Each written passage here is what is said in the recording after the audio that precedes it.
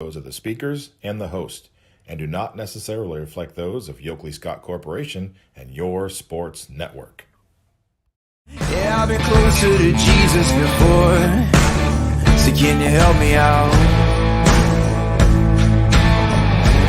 Oh, can you help me out? Am I on my own? Am I on my own? But can you help me out?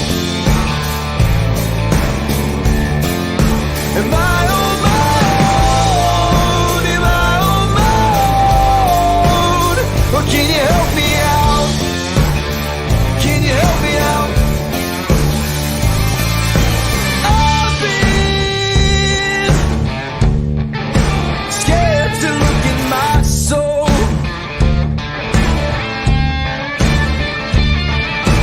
I've been afraid I would follow the road. Yeah, afraid of the things I've been told.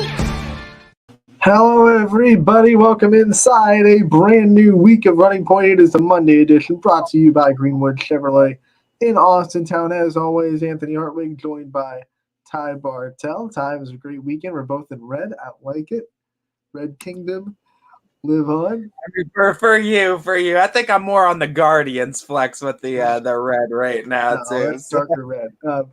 Ty, we have a great show today. We have a couple of live interviews, a pre-recorded interview we're going to play for you guys, and it's all going to start with some more soccer. Last week was Soccer Monday. We had soccer coaches galore. And today we start off the show with Sarah Hodgson, the head coach of the United Girls Soccer team. Coach, thank you so much for taking the time to join us today. Thanks for having me.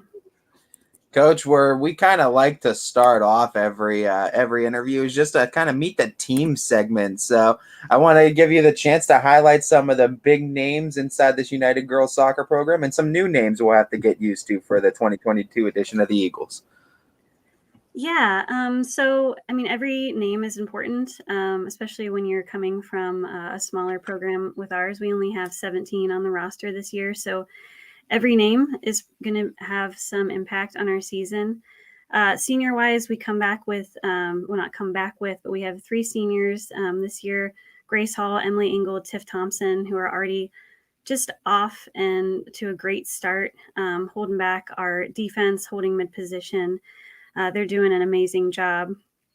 We also have some juniors who come back. Our goalkeeper, Katie Dees, has made a great impact on the program even over her last 2 years as our keeper. And so she's going to hold back the back there for us in the goalkeeper position. And then we have Addison Blazer, Rachel Rhodes, who helped our scoring last year to come up with a lot of wins last year. They kind of helped our senior scorer from last year, Sam Wolf. And then we have some great sophomores and freshmen coming in that are also going to help with the attack, with some defense, learning new roles. So every name is important, but those are just some of the highlights for this year so far, who are coming on to a really great start for us. When you reflect on last season before you started preparing for this season, what kind of things do you think these girls can take away from last year's experience, and what kind of things do you want the team to get better at from your 12-4-2 campaign last year? Yeah, I think learning from last year, we had coming into this year, it's going to be a stronger schedule than they've seen from last year. So I think they're going to have to, step up to the plate. They're going to have to play some really difficult games, some really challenging games. And so I think taking on new roles that 4 of our seniors left is going to be a challenge for us, but I think they're up for the challenge. And not every, game is going to be like last year. No game is ever the same in soccer, in any sport. So playing a team from last year that's on the schedule this year, it's going to be different. And so, I tell them you can't expect any team to be the same. We're not the same. No team is the same. So just kind of get into that mindset of every game is a new game. It's 2022, and we need to take each game slowly, methodically, but come out strong in the roles that we're putting the girls into. I mean, United Girls Soccer Program and success are two things that have gotten acclimated quite well over the years, too. Not too many losing seasons I can think of in recent memory for this program. What's it like coaching for a program that has such a high values and traditions in winning and success, too, and being able to uphold that with the girls year in and year out? I give all the credit to the girls. They are what hold the program. They are what lead the program. We've been blessed to just have a lot of girls come up through who are athletic, who are soccer minded. And we've also been blessed with good leadership over the last several years. And so to coach for a program, we only started in 2006. We're kind of young in the area for comparable when you compare us to some of the other programs in the area. We only started in 2006. I actually graduated from United. I never got to play on a girls' team because we didn't have it when I'm that old.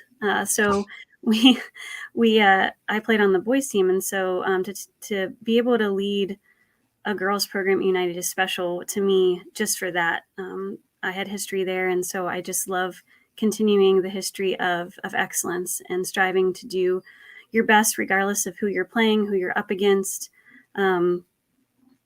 And the tradition that the girls have built is just one of perseverance and coming together as a team, regardless of what you've done in the off season.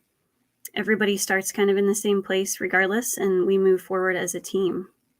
You brought it up last season. You lost, a handful of seniors that were really important to the wins that you guys had. Almost half of your offense was from those seniors. But you also look at this year's roster; it is loaded with upperclassmen. Who are going to be some of those names that you already called out that you're going to lean on to lead this team, not just statistically, but also kind of emotionally and be energetic leaders for the team? Yeah, I mean, again, every name is important. You never know who's going to step up and be that leader or be that player that is going to impact the games the most. Grace, Emily, and Tiffany for sure. They're the seniors that are coming or that are on the team. They are definitely going to be the ones that I look to for that leadership and playing in different roles. Emily's been an attacker for the last 3 years. We have her stepping into a defensive role this year. And so I think when you put a player like that into a position like that, the other girls are able to see a great example of, what, I may not want to be in this position, but I'm going to play it to the best of my ability because that's what my team needs from me. And so Tiff, Em, and Grace all have this humility about them to fill the role that needs played, and they have since they were freshmen. And so I'm hoping the other girls see that example and are able to follow it. We actually have several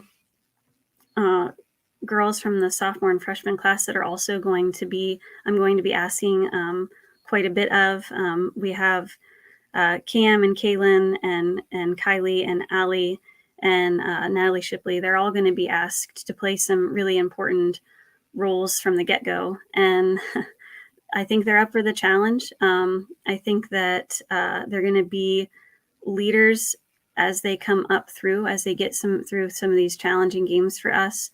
They're going to learn a lot and be able to see those examples from those seniors and some of the juniors that are good examples for us. But even the names that I haven't mentioned yet, Natalie Summers and Kylie Stouffer, Aubrey Benner, Lauren and Zariah in the freshman class. They're all going to be asked, when you only have 17 players, they all have to be ready to step in energetically and fill the role that they need to play. So I look for all of them to just be willing to step in. And like you said, we've lost some of our attacking power, but some of our freshmen are stepping into those roles, and it's exciting to see. What role does the Hanoverton community serve in this team, not just on game night, but overall? The Hanoverton community, I grew up in Hanoverton. I lived there until I went to college. It's a tight-knit community. It's a smaller community. They really support the soccer community, both the boys and the girls program.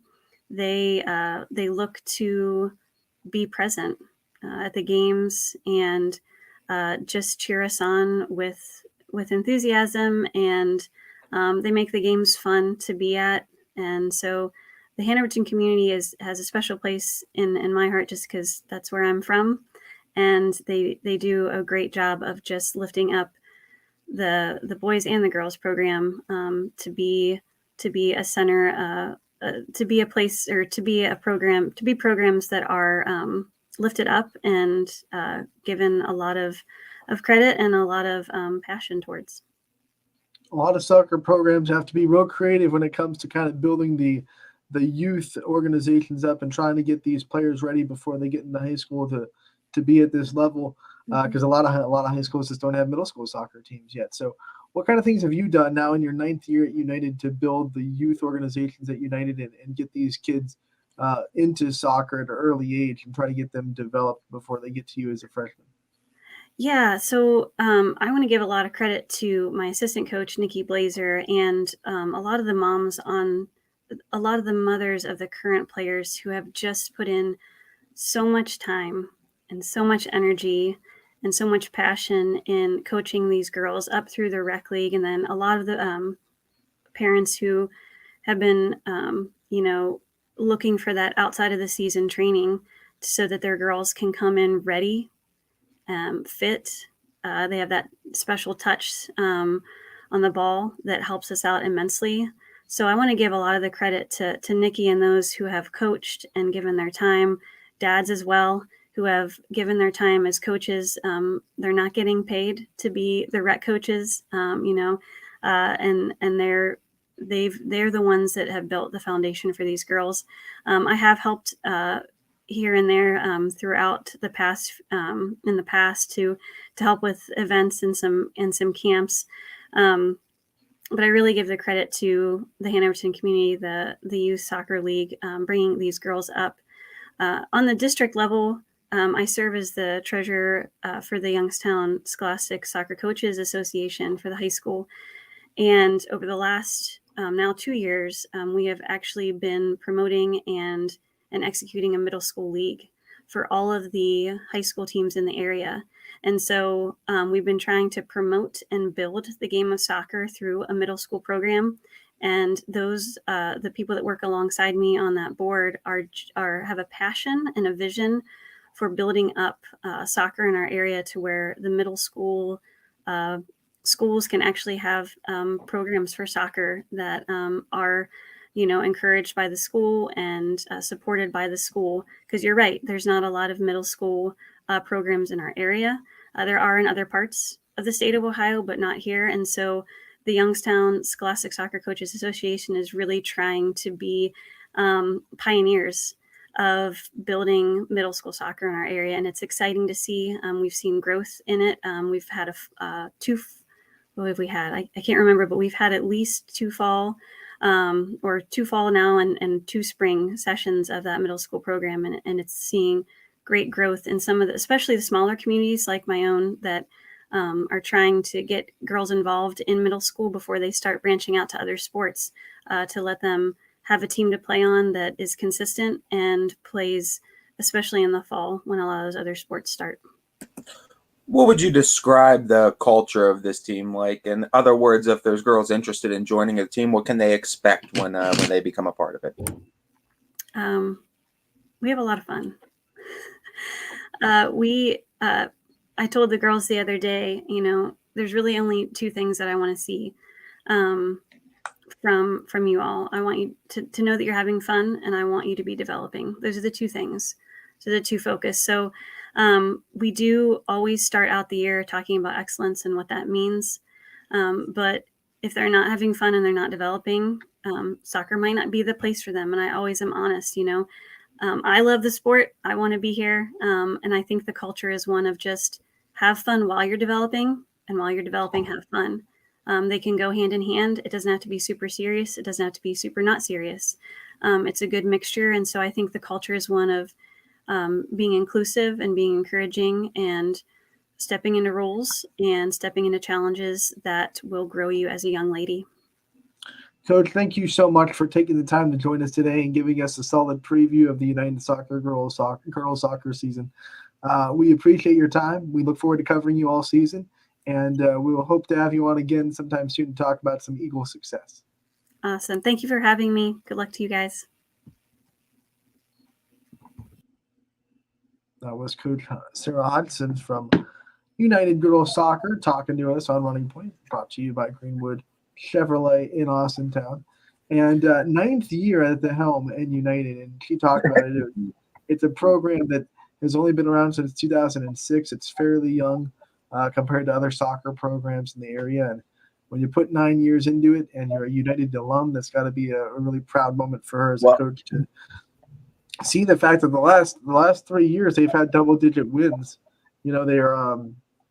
I was looking too on 12-4-2 last year, 15-4 total in 2020, and a district final appearance in 2020, and now, then 11-4-2 in 19. So I don't know if they have like the full record since 2006 accessible somewhere on the internet, because unless it's just in United. But as far as max prep goes, I think I went back as far as 2012, and I did not see a losing season from this soccer program since 2012. So to think of that and think of how long that she's been in this program, like this has been a successful program for quite some time now. One of the best small division schools for girls soccer in the area, that is for sure. And they always make noise in that. I think they're Division 3 for soccer. Division 3 tournament. So they'll look to do that again. They are excited to have another successful season. Like I said, they lost almost half of their scoring from last year. I think like 44% of their scoring, but they still have a couple of players that can really put some pressure on opposing defenses. They returned one player who had double-digit goals last season in Rhodes. So they still have some threats, but they will have to find some other players that step up a little bit more as far as scoring this year. Yeah, and for sure, there's always someone that you need to step up to when you're going through these kind of seasons after losing some big, impactful seniors like that. There's someone that needs to step up next season, and that's what you're going to wait to see throughout the course of the season is who's going to step up and be that person that fills that hole in the team. All right, so here's what the rest of the show is going to look like as far as guests go. Brandon Hanna from Jefferson Football is supposed to come on at 12:30. Well, there's a lot of weather and a couple of roads closed up in Ashtabula. So he is going to push his interview to 1 o'clock. So he's going to come on at 1 o'clock instead of 12:30. Still be on today. We're still going to talk about Jefferson Football. They had an amazing win on Friday. They scored more than anybody in the YSN family, a 66-point performance by their offense and a win on Friday night over Grand Valley. So we'll talk to him about that and about the season ahead and what Jefferson has to look forward to with senior Grant Hitchcock behind the center in the Falcons program. Then at 12:45, before Brendan Hanna, we're going to also talk to Leah Eft, the head coach of the Edison volleyball team. Happy to finally get her on. We had some scheduling issues earlier last week, but we've gotten her nailed down, and we'll have to talk to her at 12:45. And we'll also have an interview with Jocelyn Jordan to play for you guys that we were able to get yesterday. So we have Jocelyn Jordan from Fitch, who actually opened the season with a double-double. Shocker, Against a really good team, too. And Fitch sweeps Perry to open the season on Saturday. And then talk to some football coach, and we'll talk to a volleyball coach as well. So a really diverse day here on a Monday for Running Point. Yeah, absolutely. And we love to get into a little bit of all fall sports as we can throughout the week, as we got into a full swing this weekend, too. Everything kicked off, and it was a crazy weekend of sports. Okay, so wow, crazy weekend indeed. We have a lot of results to get to. Let's kick it all the way back to Friday and see what our football scores were for the day. We will start with Austintown Fitch. They beat Foothill, who was supposed to be a very good team coming out of Las Vegas. Highly top, I think top 10 in their state.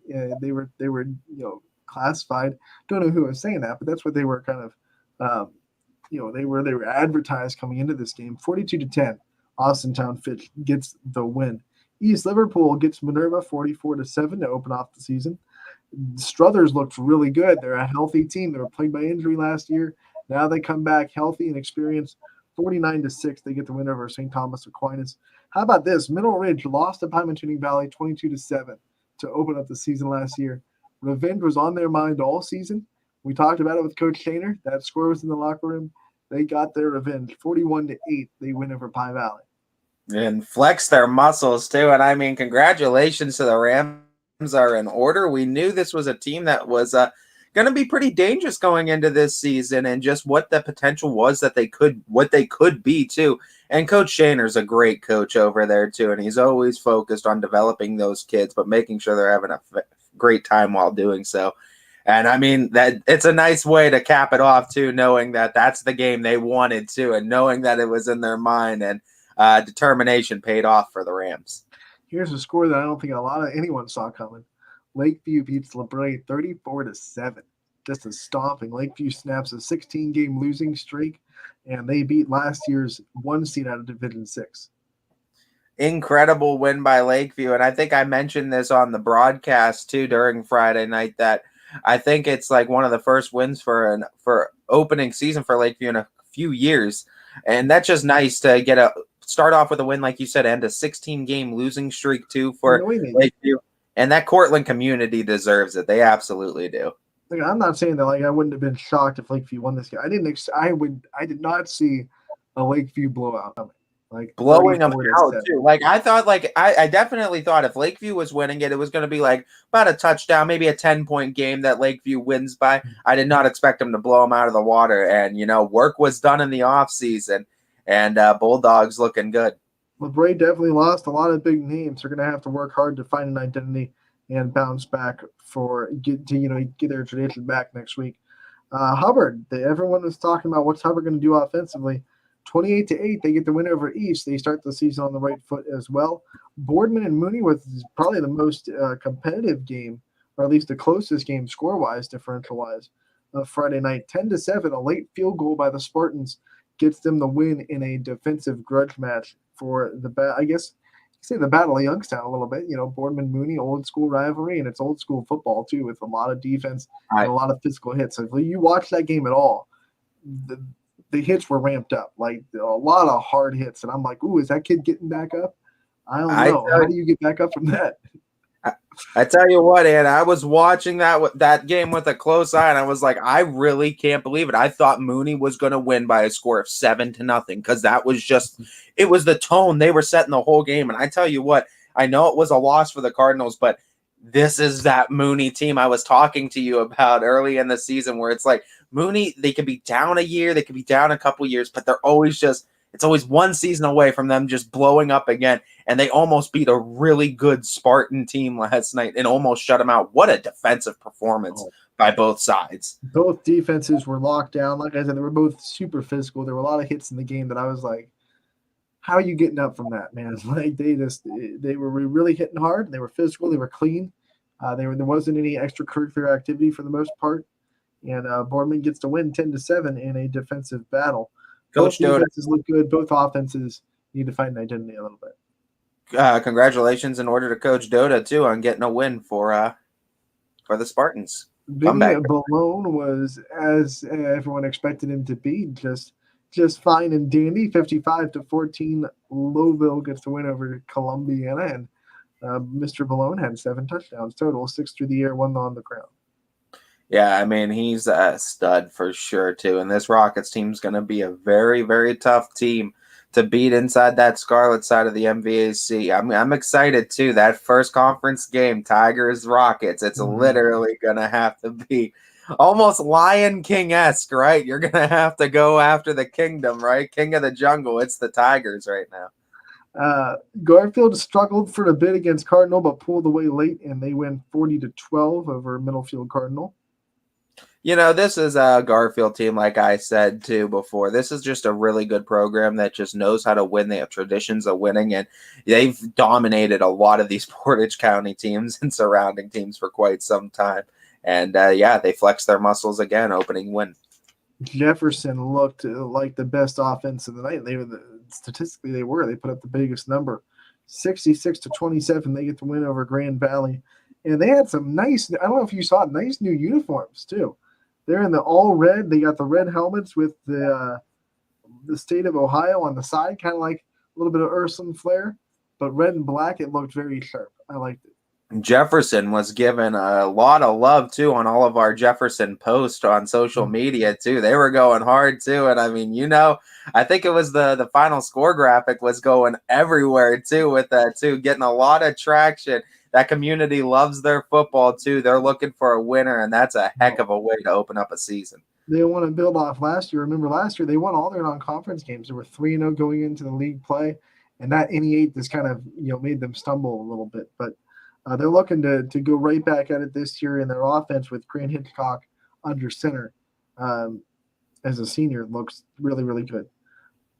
We have Beaver Local took one on the chin to Indian Valley at 41-20. So the Beavers lose in the first game of the season.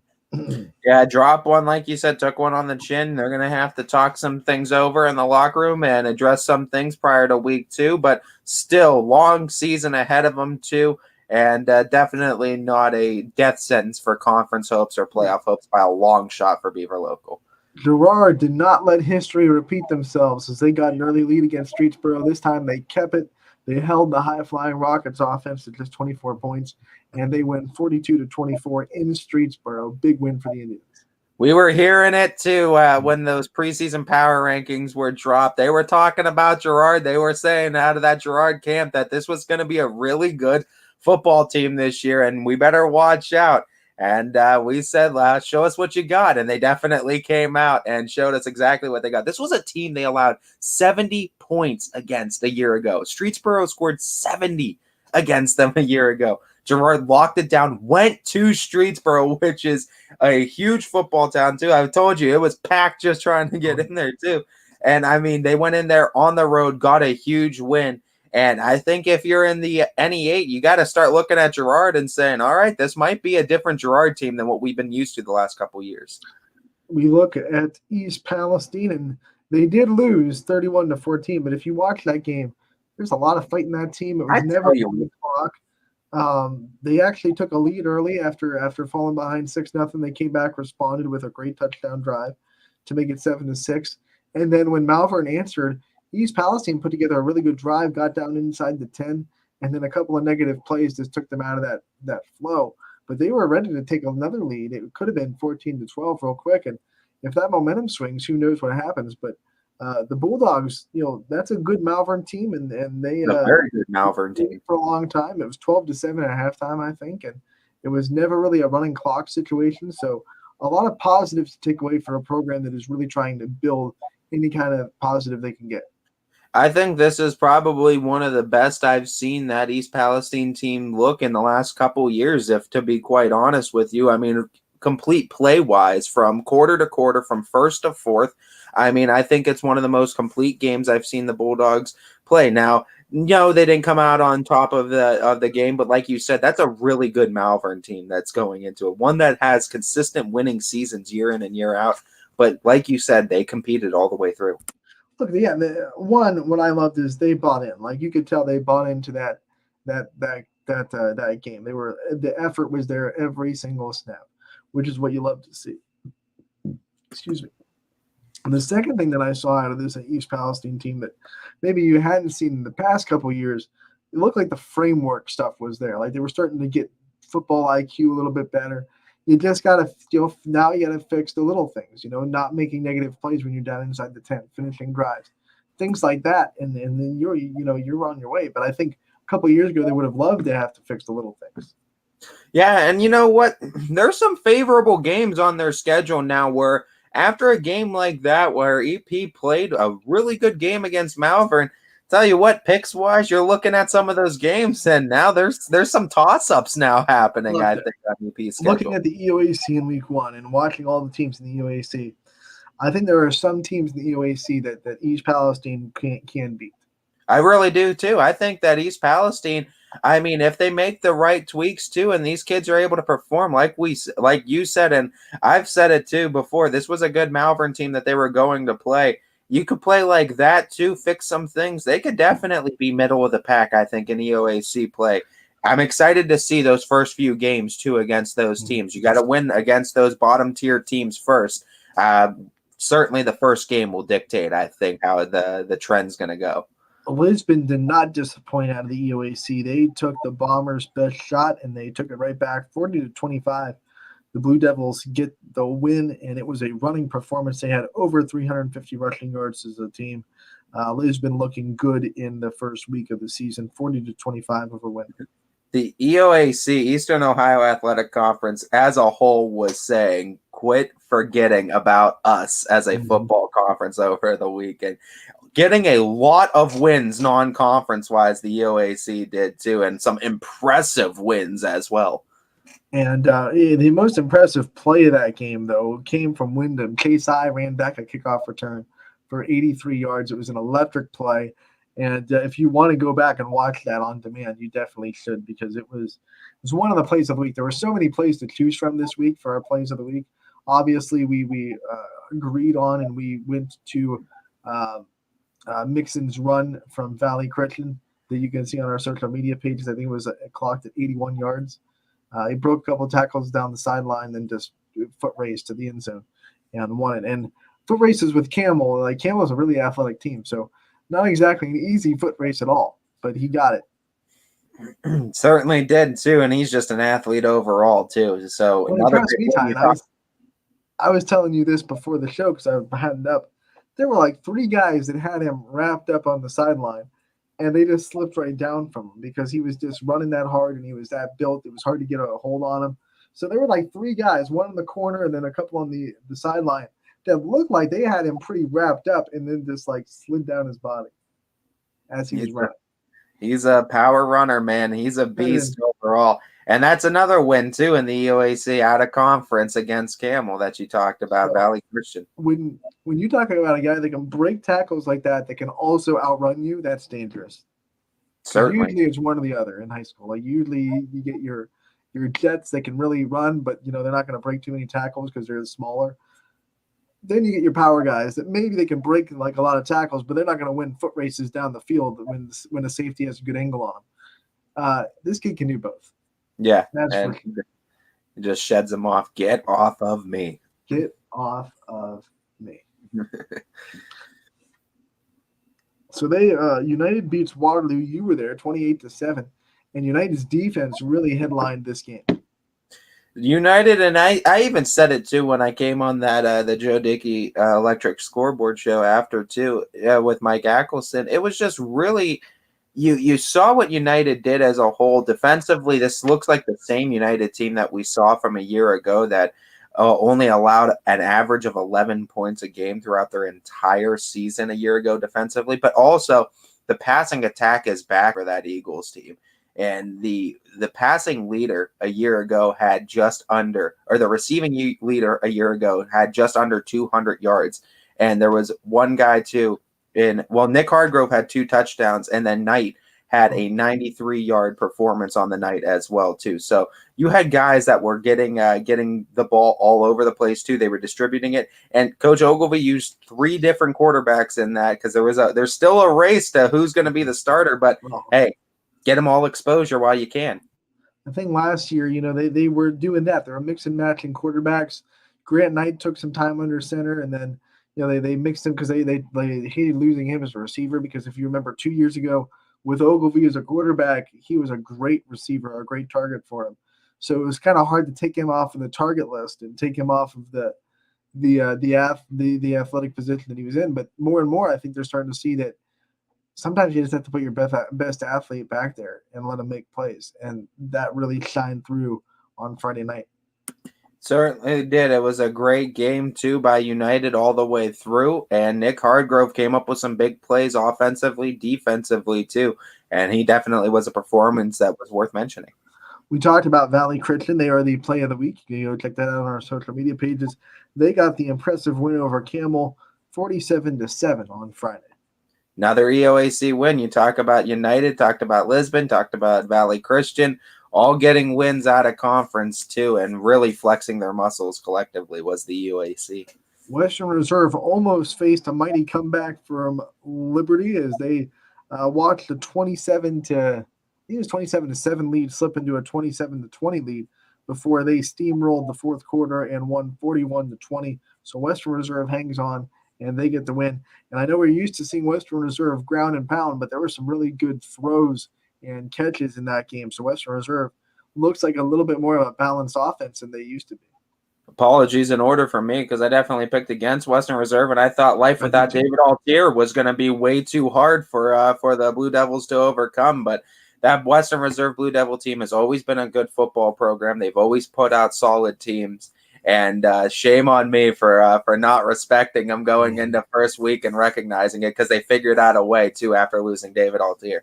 You might have to respect them now as they will play, I think, Conneaut. I think they host Conneaut this week coming up. Yeah, that should be an interesting game, too, as the 4-4-0 and Goal Boys might know a thing or two about that Conneaut team. That's a Conneaut team that loved the ground and pound the ball in that loss to Edgewood 15-14. That was on Thursday.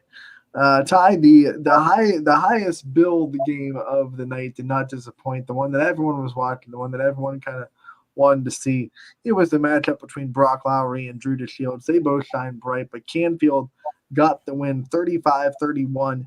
And really, it was because of the momentum swing right at halftime. Well, I should say right before halftime, when Canfield was going for a field goal that would have made it, I think, 19-18 before halftime. West Branch would have still had the lead. But then a roughing the kicker penalty put Canfield in a position where they were able to try to score. They got the touchdown. They took a 21-19 lead in the halftime. They got the ball out of halftime. They scored again. So that put them up by, double figures. And then they kind of held the waters for there. West Branch scored late to make it close, 35-31, but they couldn't get the ball back as Canfield made a couple of first downs and ate the rest of the clock. So that was the game. It was really good. Brock Lowry had, I think, 7 touchdowns total. They were all on the ground, too. He ran really well. Not one play really can define a football game. There's a lot of plays that go into losses and wins, right? But certainly – penalties are one of the things that get magnified a lot down the stretch, and those are just the certain things that you got to clean up because they're the certain things you can control in a game if you stay disciplined. And especially 1980 is a different game. Like you're gonna hold, you're gonna get caught holding. It's gonna happen, but like a roughing the kicker penalty is something that really can be controlled. Like that is just a big no-no in that situation, and it happened. And Canfield took full advantage.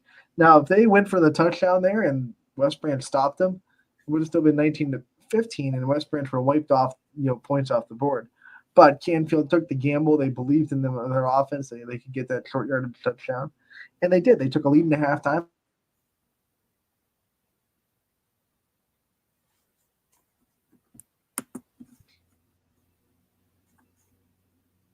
Sorry if I lagged a bit there. Am I back? I think we're both back now. I had to refresh too. Oh man, I think it's the storms that we're getting a little bit here too. But no, to continue on your point, Brock Lowry and Drew DeShields definitely put on a show. 2 of the best, I think, quarterback play wise, and you can definitely see the respect given to Canfield on this week's edition of the Power Rankings. Go check those out on our social media pages too. They're all out there right now. We'll get to those in a little bit. Louisville defense held pretty strong against Steubenville, but that Steubenville defense returned the favor. They didn't let the Leopards score any points as it was 21-0. Steubenville got the win.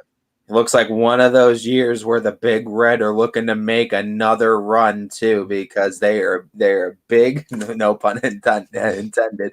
But they are big, they're physical. They're all around one of those teams too that are just they ground and pound a lot, and they just out muscle you oftentimes at the line, and it's so hard to get past it. For the teams I believe that are in D3, because I think that's what Steubenville is again this year. Just another boulder on the road to the state championship. For sure. Chardon wasn't bad enough. Yeah, as if Chardon wasn't bad enough. When the Big Red are having one of their years, we know how many state titles they've won. Remember the old gum that was Big Red? They don't even sell the little fire, the little fire. It was like cinnamon, but it had like a kick to it, like a little cinnamon gum. Oh man, that stuff. I didn't like it. My mom loved it. I know the Big Red Pop. I drink Big Red Pop. I like Big Red. I don't want my gum to burn me. It just doesn't burn. Like, Yeah. I was like, I'll take juicy fruit, please. Even though it lasted like 5 seconds, and you're like, oh, I'm just doing paste. Yeah, for the 5 second juicy Anyway, experience. now that we've gotten our gum rankings out of the way, let's continue with our final scores. As JFK beat Champion 44-14. They looked like JFK is supposed to look. Yeah, I mean JFK's doing JFK things on the football field. Last score, but certainly not least, Southern Local made a statement. They are still one of the best teams down there in the EOAC and in that division as they win 42-7 over McDonald. Never a doubt in that game is who the better team was. I shouted this game out too because I know how big United and Southern were battling for that conference last year. So I made sure too on that broadcast to talk about Southern, and how can you not talk about how impressive they looked against a McDonald team that is usually a very solid program. To be able to beat them, not only just beat them, but beat them the way that Southern beat them too. Like, man, oh man, talk about introducing yourself to YSN. You did so emphatically. Ty, that was the last of the final scores. All the stories and recaps and stats can be found on ysnlive.com. So head over there to check out the breakdowns of each of those games. What score surprised you the most? I mean, honestly, I think I gotta go with either. I'm torn between two, but I gotta go with Southern. I think over McDonald was the one that really surprised me, just because of the win surprised you, or did the blowout surprise you? I think it's the blowout surprised me. I didn't discredit Southern as a team that could win in this case because they were a very good football team a year ago. I just did not expect them to do so with the sheer amount of dominance that they did to that McDonald Blue Devils team. And I know, going to Salineville, it's a tough place to play. I get it. It's tough to take one on the road when you go to play Southern. But, I mean, the Indians were just clicking on all cylinders, man, and they were just not to be stopped in this game. And they look dangerous. And they look like a team that certainly has the EOAC in mind. And if we have another case of that, it might be Southern and United round 2 for the conference on the line. You went with a small school. I'll turn the scales up and go with one of our big ones. I was really surprised what Fitch did to that Foothill team. I think that was it. I didn't like you and Southern. I didn't come in thinking they couldn't win that game, but I thought, man, this is going to be a really good game. It's going to be competitive. Fitch just dominated that from the start. They certainly did. And I mean, you talk about it, 7 guys with D1 offers on this team. TJ Parker is one of those coaches too that, like, I think DJ's been on record saying, like, he's one of those coaches that you could just run through a brick wall for at any time. He's one of those guys that can get you hyped up. He can make you believe in a program to get you to buy in. He's a great guy for that program, great ambassador for the kids to colleges too, and just getting them looked at, getting them offers too, and getting them visits as well. He's huge for that. And great win against a Foothill team. And obviously no excuses, but also I do want to say for that Foothill team, I believe, like Anthony Romo said, they did get in at 3 a.m. and they were going to the Canton Football Hall of Fame at 8 a.m. So I mean, they had a long day ahead of them. I'm sure they were a little bit tired, but still no excuses. This was, I think, one of the top 3-5 teams, I think, in the state last year in Vegas. Fitch handled their business and showcased why Ohio is them boys on the football field. I hate this. No disrespect to Foothill. I want to see Fitch against one of the teams that I know is good because I've seen them play. You know what I mean? Yeah. You can say they're a top 3 team in the state, or but they just didn't look like it at all. I want to be like, I know this team is good. I know Fitch is playing a good team. I want to see that. So you'll be able to see it throughout this season. You're not going to have to wait long. I can't wait to see the in-state games too. We have to take our first break of the day because we're not going to have an opportunity to take another one until about 1:15 after our interview. So let's take a break. We'll be back. We have Coach Neff coming up at 1:45, and we have Coach Hanna coming up at 1. So we'll take a quick break and be back on Running Point, brought to you by Greenwood Chevrolet in Austin. Why choose local? Because you live here, work here, learn here, relax here, and celebrate here. 21 WFMJ is our Valley's only locally owned TV station, and our focus is local. Other TV stations don't have that same focus, as their owners are somewhere else. But 21 WFMJ is rooted in the Valley. Local people making decisions that affect your life, right here where you live. When looking for home design inspiration, don't just be inspired, be Baird inspired. Whether new or remodeling, Baird Brothers has the latest trends like shiplap to refresh your home. Go from inspiration to installation with our wide selection of in-stock American hardwoods. From the rustic charm of antique oak to the warmth of traditional cherry, Baird Brothers has what you need to make your home inspiring. Baird Brothers, our family's heritage, your family's home. Hi, I'm Colin Chupa. And I'm Kelsey Clem from K-Squared Marketing. Our boutique marketing firm specializes in media planning and buying, public relations, event marketing strategies, and strategic sponsorships. We can integrate our services with your existing game plan, or we can be your entire marketing team. Your goals, our game plan. Let's win together. Call K-Squared Marketing at 330-623-2730 or visit ksquared.marketing to learn more. Change. This one word can make you break out in a cold sweat. But with change comes wisdom, experience, and understanding. At Myers Family Insurance, we can help make changes in Medicare, insurance, and retirement a positive experience for you and your family. We've gone through changes, like our new office and new faces to help our family of clients too. For all your Medicare needs, call Myers Family Insurance. Check us out online at myersfamilyins.com or find us on Facebook. Welcome back to Running Point on ysnlive.com, brought to you by Greenwood Chevrolet in Austintown. Anthony Hartwig alongside Ty Bartell, and we're going to be joined by Coach Leah Eft from the Edison volleyball team. And Coach, thank you so much for getting on and being with us today. No problem. Thanks for having me. Coach, we always like to start off with that Meet the Team segment. So without further ado, I want to give you the chance to introduce us to this 2022 edition of the Wildcats. Oh, do you usually look at like the full team together? Yeah, you could go full roster, highlight the big names, the new names that you want to highlight, spotlight anyone you want to spotlight. All right, well, let's start with the seniors then. We got a roster of 5 seniors.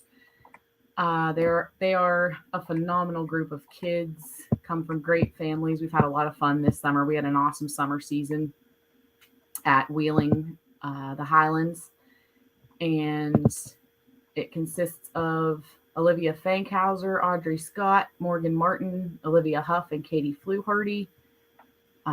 Katie and Olivia are middles. Katie also plays right side. Morgan and Audrey are defensive specialists and liberos, and Olivia Fankhauser is a defensive specialist. Our juniors, we got 6 juniors. Alexandra Ash, middle outside. Haley Teitman is a setter. Kendra Teitman, libero, defensive specialist.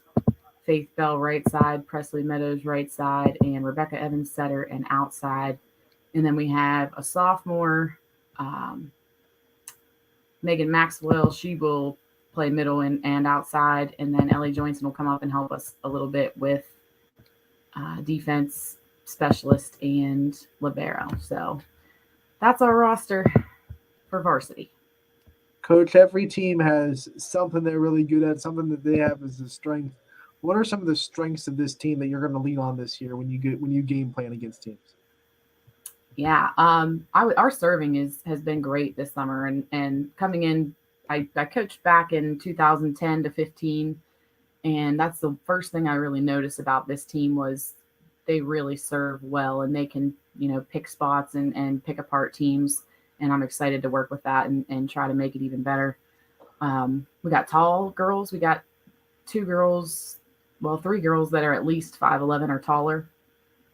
So that's going to be fun. So I think that a strength of ours is going to be blocking at least come mid-season once they, feel comfortable in the positions. We kind of moved them around from the positions that they're comfortable in club and things like that to make sense for our personnel. So they got to get used to the differences and the changes that they're personally going to be facing before they become very efficient in those positions. So I think blocking and serving probably the two biggest. Looking at last year, too, I think the record's very deceiving because a lot of the games, too, you guys took at least a set from a lot of teams. So what are some things you think you can improve on from last year's team that can turn those games into wins?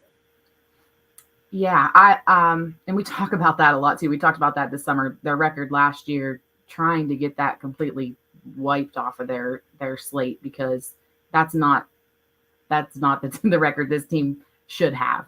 So team defense has been a huge focus, and knowing where our responsibilities are at all times. And I think honestly that in itself is going to make some huge differences with hopefully ticking over some of those win column tallies. When we look at your schedule, obviously we know how tough this Buckeye 8 conference is with teams like Beaver Local, East Liverpool, Harrison Central, teams like that. But then you have some tough non-conference games as well. As you put together the schedule, what are some teams that you're really excited to see your girls go up against, and how much do you think it'll prepare you for the postseason? Yeah, that's kind of like the talk this preseason is our schedule is tough, and we talked to other coaches here at Edison. Even just in Edison, and they're saying the same thing. We still have a tough schedule while everybody else, as our enrollment dwindles at Edison. I was just talking to my principal 5 minutes ago, and we're getting down below 100 here soon, pretty steadily in each class. So I think, as we dwindle, I still want to face tough teams. We had 50 kids sign up on our roster. We got 29 still.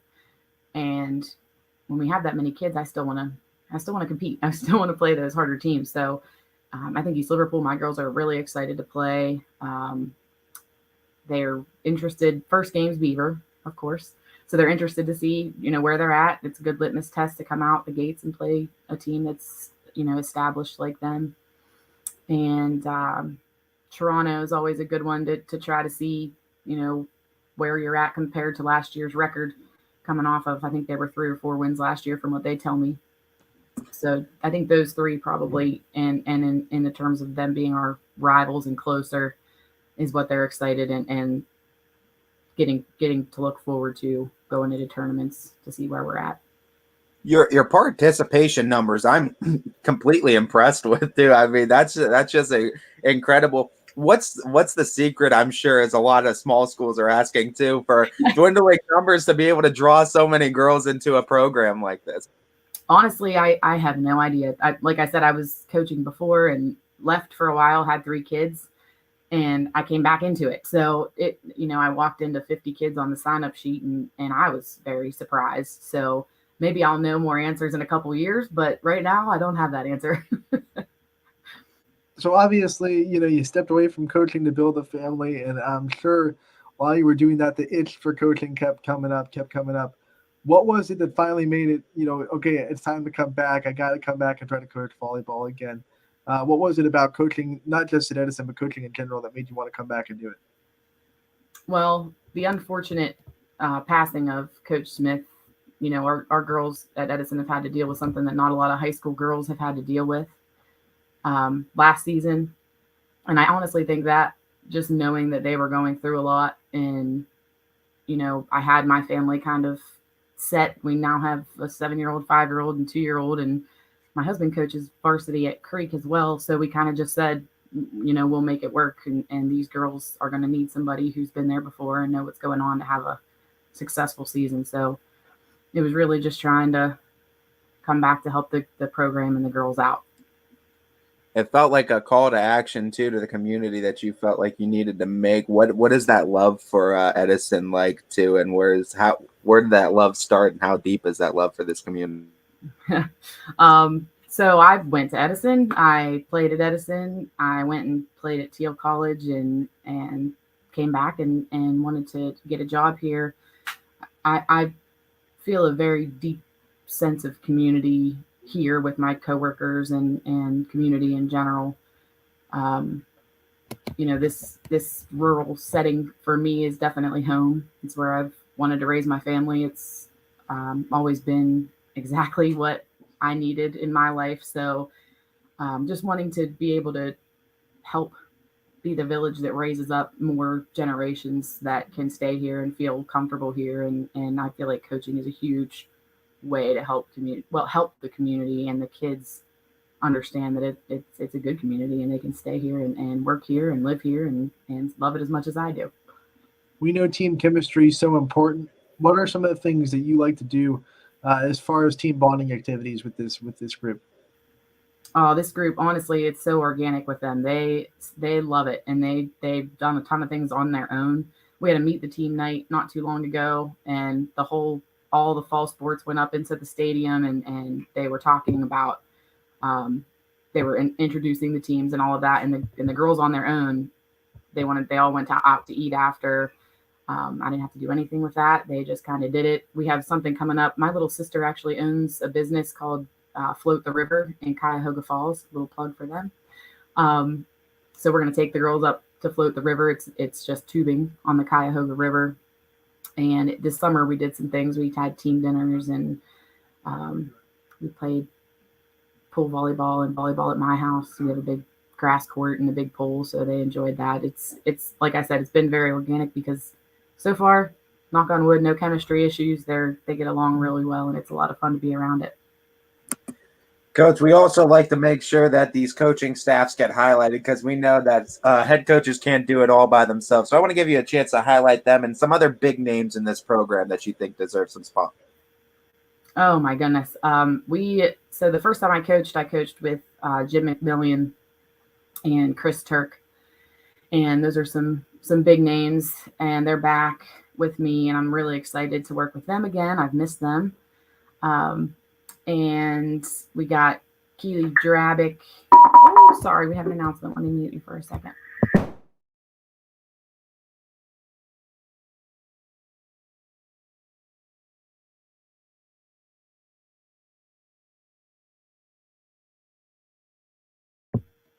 Sorry, unpredictability of the preschool day. It's all good. We can work with it. So Keely Drabick and Holly Johns coached with Coach Smith last year, and they took over in that tragedy that occurred during season. They're back. So that's 4. We have Rebecca Antonelli, who coached at Toronto before. I've worked with her as a counselor here at Edison and grew to love her. She is here helping us this year as well. Kaylee Fisher was a libero for me the first round of coaching, and I asked her to come out. She has been an absolutely amazing addition to our staff. Sarah Evans used to coach junior high for me. Her daughter plays. Rebecca Evans is a junior on the team, and she's going to be the JV coach. It's hard when I have 9 people helping, and I know I'm forgetting one, and I can't remember. Oh, Amy Bordash. She's a Algebra 1 teacher here at the high school, and she's just really, really good with the younger kids, and I felt like we needed a big focus on the younger kids, and obviously a lot of those people are volunteers. And so they don't make it to every practice, and they're not at everything. But like you said, head coaches can't do it all. So I just try to find a really, really good staff of people around me to work on specific things. And so far, it's been working out wonderfully and really well. I don't think anyone would complain about having too many assistant coaches. You have a great staff behind you. Before I let you go, you've been coaching for a while. I want to know, for young coaches that are getting started in the sport, what would be your biggest advice to them? Honestly, you said it. You can't do it all, and you can't pin yourself up against other people and say, I got to be as good as this person, or I have to be just like this person, because you're not that person. So I think early in my career, I was trying to be other people and do as good as them. And you got to come to realize you got to coach how you coach, because your life isn't the same as theirs. And then just, again, you can't do it all. So make sure you got a really good group of people around you that are willing to support you in good and bad, and in adversity and good times, because it's going to happen. Seasons bring on the best and the worst in people. Coach, thank you so much for taking the time to join us today and giving us a great preview of Edison volleyball. We're so excited to cover you all season, and we look forward to talking to you again real soon. Absolutely. Thank you guys so much for having me. The head coach of the Edison volleyball team, and taking over after taking the step away, but of course taking over because of a tragedy that happened last year. And whenever you have to step into a situation like that, I think it's always, we've talked about it. There have been some other teams that have had to deal with kind of similar situations. You got to have someone that kind of understands the program, has a love for the program, and it's a lot easier to give the reins to someone on the inside than trying to bring someone back from the outside. It's a program that's usually a really good program too. And so you look at the record a year ago and see that they were still competitive, but you can still understand why the record may be what it was. And it's kind of the same case we saw with South Range too. These are still kids at heart, man. And when they have other things on their mind, it's very easy to be distracted even when playing and not be completely locked in to what's happening too. But I mean, now some time has passed, and as we know, time starts to heal everything, right? And now they can maybe be a little bit more focused, a little bit more locked into, and now building that culture and chemistry, and really just relying on each other. And that's where some of the strongest teams can be formed, then for sure. Volleyball has to be one of the hardest sports to play when you're going through something because, like, you got to be able to let stuff go really, really quickly. And I don't know if you've ever tried to let something go while you're also going through something, like it doesn't work.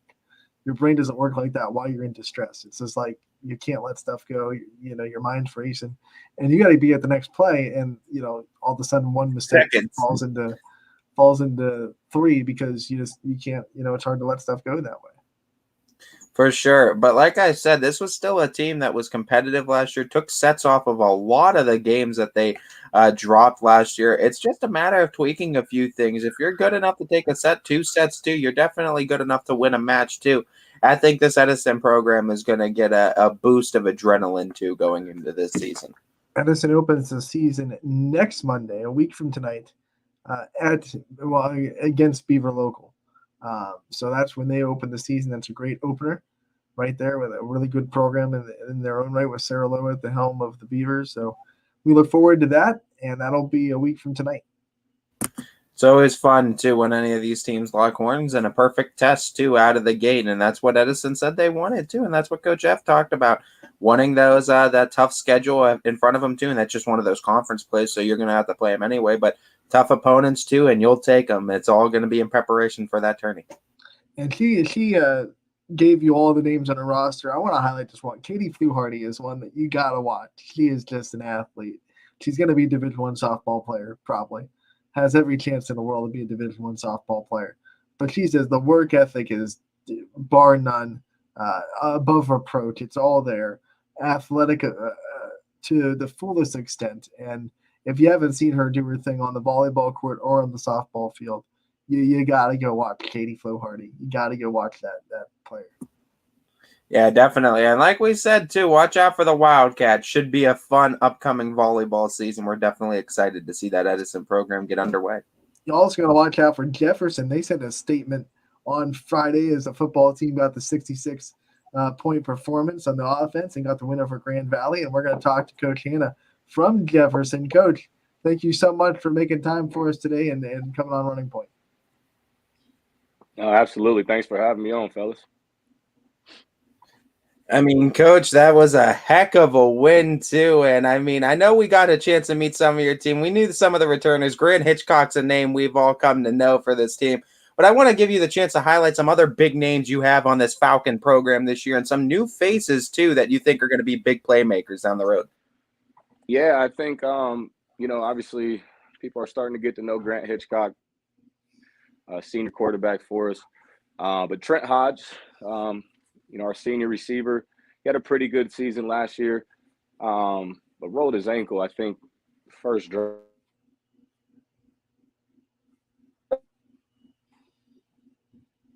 Wasn't 100% when he got back on the field. But a big name I would say is Cage Bozar, sophomore receiver. Kid can throw the ball a little bit, can run the ball, can catch the ball. Just a young, physical, fast kid. And Luke Funtash, we didn't have him the second half of the season last year, a junior running back for us. He ran the ball tough, I think like 11 carries, a little over 100 yards, and played well at linebacker for us too. And on the defensive side, Wade Woodworth is there in the middle making some noise and leading our defense. And we forgot how to pass cover this week, though. So I won't say anything about the DB. Don't put them on blast, Coach. When you look at this team, last year when we had you on, you were talking about building a winning culture, and you had a lot of bright moments last year. You won your first 3 games out of conference. What were some things that you took from last year when evaluating the season that you think you can build on this year and you think were great learning experiences? Sure. Great question. We're still learning how to win here. We started this thing back up December 1st. We tried the 6 a.m. morning thing just to, change some things up some more. We're always looking for what's our next step, what's the best step for us to take. And, obviously we know when we're not looking past this Harvey team is legit. They're big up front. They're fast. They've always had athletes. I think I said it last year. I've just never seen them this big since I think my senior year. So we're not looking past week 2 or 3, no doubt about that. But we know what it looks like week 4 through 10. And we had to get stronger in the weight room. We have to stop the run. That's what it comes down to. We believe our athletes can play with anybody's athletes in Northeast Ohio. And we just been trying to get a little stronger up front, a little physical up front. And I think through our scrimmages and, obviously Friday night, we were able to have some success on the offensive end. That was what we were pushing this offseason. This is strength and physicality. You talked about it too. You hinted at it a little bit too. Weeks 4 through 10. I'm just curious too. I mean, because there's a lot of games too, and a lot of moments in that conference throughout the conference last year where you guys looked really good. You looked sharp in the game. There are a couple games too where you guys may be a player or two away. What were some things that you talked about within the coaching staff too? I don't know if you necessarily talked with the boys yet about it, but about just playing those conference games and just being able to maybe come out on top of some of those conference games, finish those ones out. Yeah, listen, we're on our way out of the NE8, and we want to go out with a bang. We saw last year, as you mentioned, week 4 at Girard. That was a great Girard team, a greatly coached team, lots of athletes, physical, fast, and we can play. We can play with those guys. We believe it. That's the way that I speak to the staff. That's the way the staff speaks to the kids, and if you walk in this locker room, I promise you there's not anyone on the schedule. And I'm saying that in a humble way. I mean that in more of a way where the kids we're starting to believe, and that's what it takes. It's not that we're, this is a great conference. It's a great league. It's an old school pound and ground league. But the new Jefferson, I like to say, believes that, we can play along with those guys for 4 quarters of football, but I guess we'll find that out week 4, and we'll go from there. The big thing for us is we don't have a lot of depth, but we believe our ones can play with anyone's ones on the schedule. So you scored 66 points on Friday. That was the highest total of any team on the Ysn network. When you score like that, I'm sure there is you have to guard against getting a little bit lazy on the other end of the football because, hey, if we give up a touchdown, our offense can do it really easy. How do you kind of guard against the defense still bringing their A game, knowing that the offense is as electric as it is? Man, so 52 of those points were in the first half. And after that, when the clock running and, trying to find ways to get the young guys in. Listen, the varsity guys were hungry. We finally have 12 seniors this year. Obviously they don't want to come off the field. That feels good to finally be on the other end of that score. And, but hats off to Grand Valley. Usually those kind of scores can get chippy. When the scores get like that, the game can get a little chippy. We didn't see any of that. Those guys just kept playing on the other sideline as well. And so hats off to those guys. But yeah, our guys were, it's just, they're anxious for the season, so there wasn't a lot of coaching that had to go in to continue to play hard. We have good leadership out there on the field, and those guys made sure we stuck with the plan. You mentioned Painesville Harvey this upcoming week. I want to obviously give you the chance to give a little bit more of an in-depth preview without obviously giving away the whole book. This was a great game last year too. You guys came out on top of it too, and you get the home crowd too, Jefferson behind you. Yeah, we snuck out of there last year, but they were tough last year. They had a really good kid who's playing in the Ivy League right now. They had him at quarterback. We were able to contain him as best we could, but they reloaded again. They have a lot of size back. From what I'm seeing, they got a few one-way starters on the offensive defensive line. That helps a lot, and they always have skill guys. They got a really good receiver over there, number 1. Plays outside linebacker for him, and a really good running back. Number 2's picked up a couple of D2 offers to play next year on Saturday. So, anytime you have some guys getting looks at the next level, you're in for a ball game. So, a lot of respect for that school over there. And, there's not a lot that's going to change in our game plan. We'll try to spread them out a little bit. We'll condense it. We'll try to play in between the tackles a little bit. We'll stretch it out. We'll do whatever, we can do based off what they're providing for us. And we got our hands full, though, stopping that receiver and that running back. Got to talk about the new threads last Friday, because you guys were looking sharp in these all red, the helmets and the jerseys. What's it like to give these players that work so hard, give them some nice things and let them feel good about themselves for a little bit, and give them some nice new threads? Sure, man. It goes back to my pastor always said, man, you want to make sure these people have a great experience, and especially the ones inside, right? So these guys have been working hard, like I mentioned, since December 1st and dating back to, when they started playing football in 7th grade. And, around here, I think we had 3 or 4 seniors last year and maybe 4 the year before. So, it just hasn't been a place where people have, stayed the course and stuck with it and battled it out.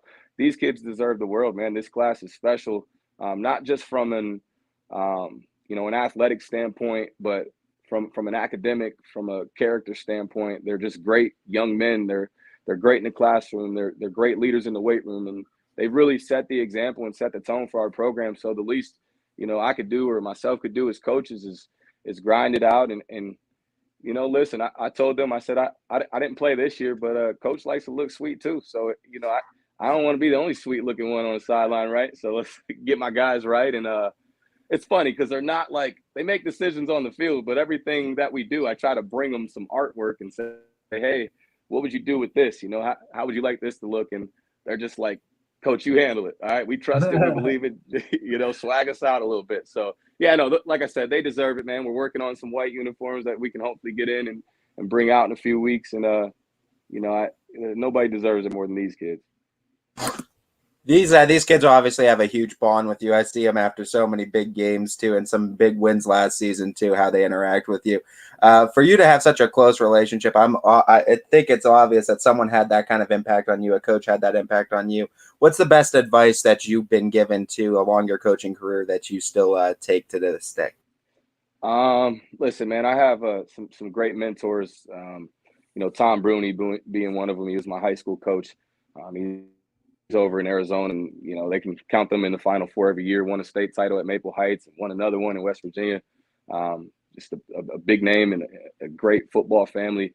The thing I'll never forget he said to me when I was going into the interview process was, I'm looking for all these answers, right? I have all these questions written down, and I think it was probably 1 o'clock in the morning our time. I had to wait for him to get free over there on the West Coast, and I was anxious, I was antsy, and he said, all he said was, but you were made for this, right? You have to be you. And, but in that moment, I'm like, who am I? Right. So, I know who I am as a player. But man, listen, a lot of things in my life led up to this moment, being a youth pastor for 4 to 5 years, being under great leadership at the church. I shout the church out, the city church. Pastor Tony Boyd has poured a lot into me.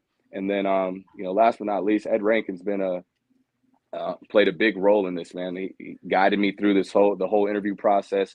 And we actually have him on staff this year, even though he's a little distance away. The guy's breaking down film like he's in the room sitting across from me right now. So it's man, I just really have, and Sean Allgood, the athletic director over at Lakeside, was my coach all 4 years of high school and my freshman year of college over at Lake Erie College. And, those guys have just, ultimately, it's been just, they made me believe that this is my calling. This is what I was created to do. And before football, I just want to love the kids. It's all about relationship to me. We preach it, we live it, we walk it. We talk it in the classroom, in the street, wherever we're at. These kids come over, I'll jump in their backyard, and we just love to have fun together because in order to get the best out of them or help them to believe, I got to be able to see the greatness inside of them that they can't always see. In order for me to see it, I got to get close, right? So I got to break down some walls, gain some trust, and we just do that through love and consistency. Coach, last year this boys basketball team at Jefferson found a ton of success, and they did have that winning culture that we talked about with you guys.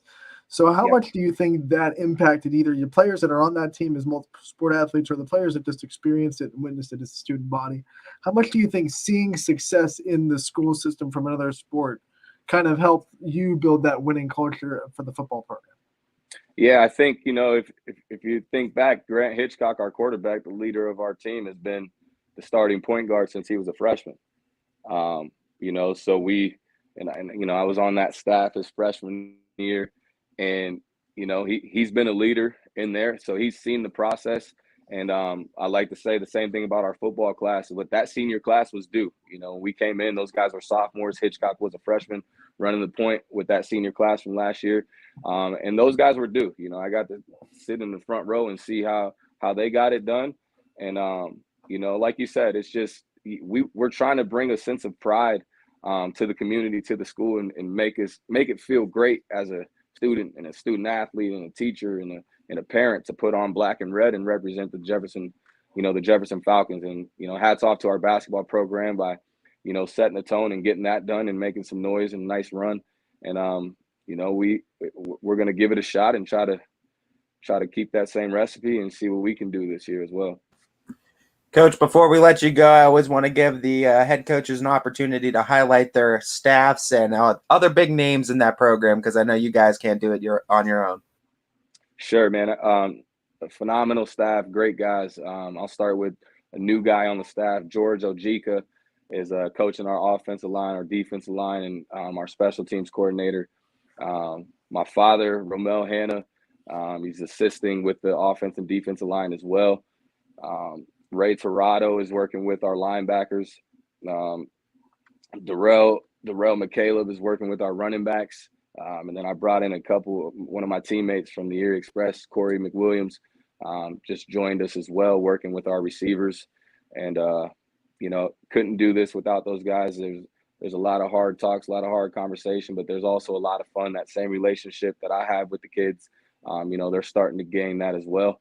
And that's what it's a big family around here. And a couple kids I just want to shout out. Mason Pulowski, just a very unselfish kid. We moved him from he was a 3-year starter at center, moved him over to guard, and the kid just does whatever the program needs on both sides of the ball. His attitude is always A+, and he really leads the way in the weight room as well.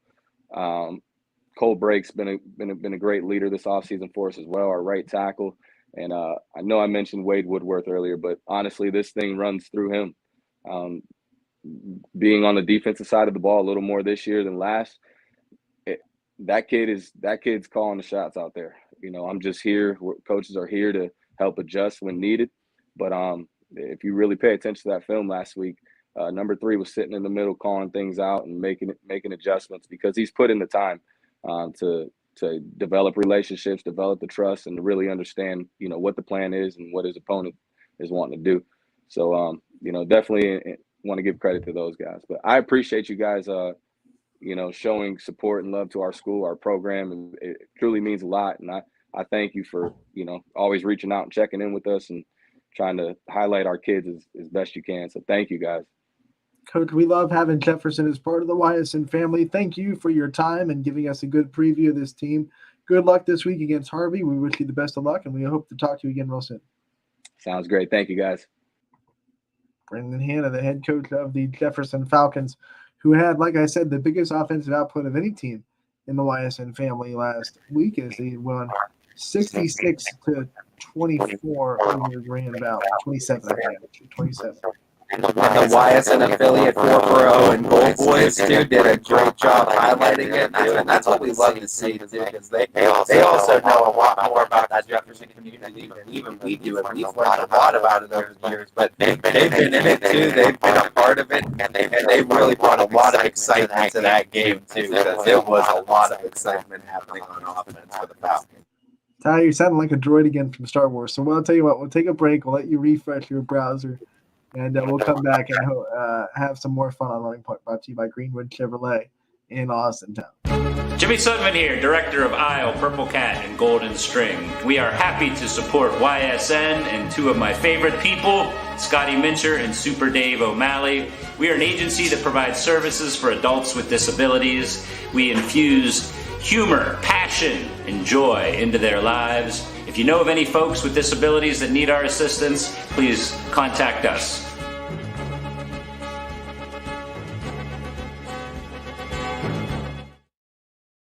How lucky are we to have not one, but two 18-hole Donald Ross Championship golf courses right here in our backyards. Mill Creek Golf Course was selected by Golf Week as one of America's 30 best municipal courses, continuing to challenge golfers of all levels and featuring PGA professionals, golf instruction, a players rewards club, kids programs, and a pro shop and grill room for a memorable golf experience. Call or click to schedule your tee time at Mill Creek Golf Course.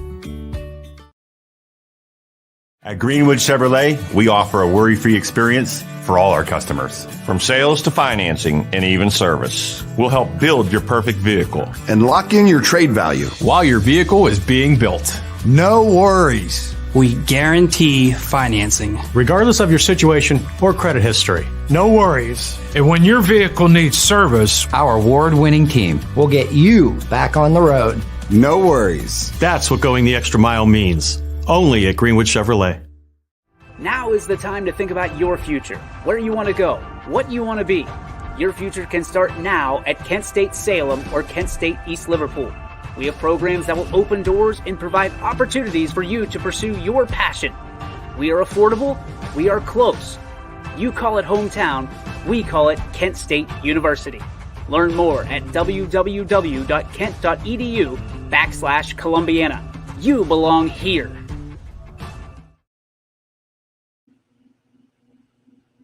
Every customer has a story, and at Greenwood Chevrolet, we are committed to making sure it ends with you in the right vehicle.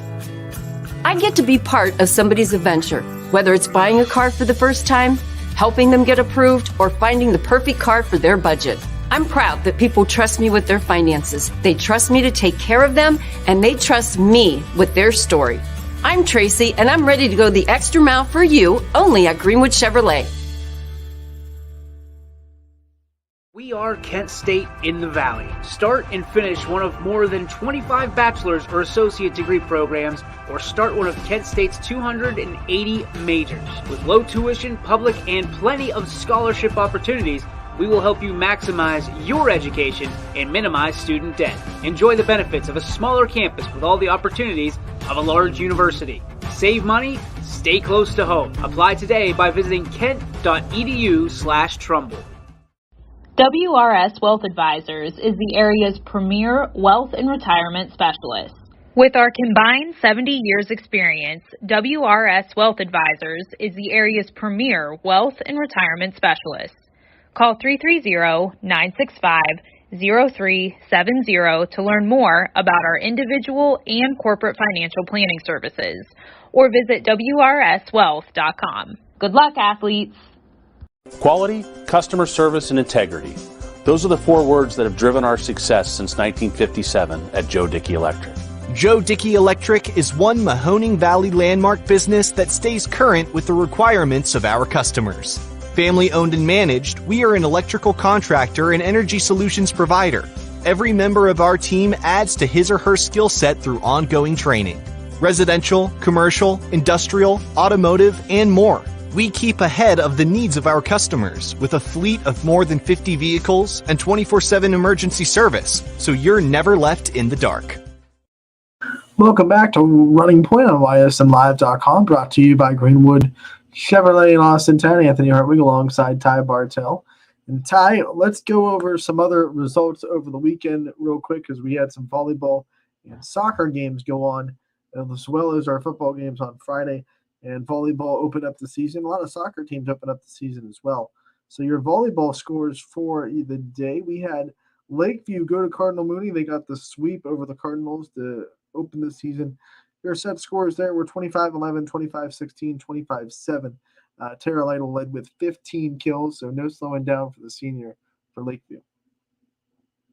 Yeah, she does a great job too, and had another big time performance too, and a big win over Cardinal Mooney. So we saw McDonald go to Columbiana and get the win. This game's always competitive every time these two teams match up. McDonald won 3-1 over the weekend, 25-18, 23-25, 25-14, 25-19. Blue Devils get the win. Yeah, and I mean that's a huge win for them too, as McDonald did it emphatically too towards the end there. And I mean, Coach Glockner talked about building this program. They're starting to look stronger in year number 5. And you drop a close set two, but you bounce right back, win set 3, 25-14, 25-19. When Chris Sigler talked to Coach Martin after the game, she attributed that third set to a little bit of youth. The youth showed up a little bit in that third set for Columbiana, and they are a very young team. Very talented team, and a very young team as well. And that's what you're going to deal with a little bit early on in the season. They'll figure it out. They're a good program. All right, Ty, you were in Austin Town. Jocelyn Jordan opens the season with a double-double. Fitch sweeps Perry. 3 close sets, though. Yeah, very close sets. I mean, Perry definitely gave them all they can handle in every single set, but you know what? I was really impressed with Riley Simons, a freshman, and you know that Simons name, right?